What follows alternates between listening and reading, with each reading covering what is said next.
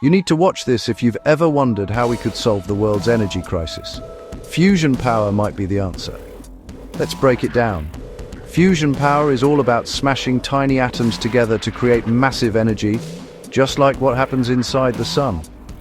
Unlike burning fossil fuels, fusion doesn't produce greenhouse gases or dangerous waste.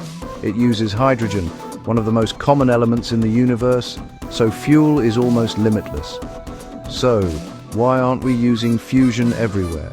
The challenge is getting those atoms hot enough, over 100 million degrees, and keeping them under control. It's like trying to hold the sun in a bottle. Right now, scientists are making huge strides. Projects like ITER in France and breakthroughs in laser fusion are bringing us closer than ever. We're not there yet, but experts say we could see working fusion reactors in our lifetime. Fusion energy could give us clean, safe, and nearly endless power.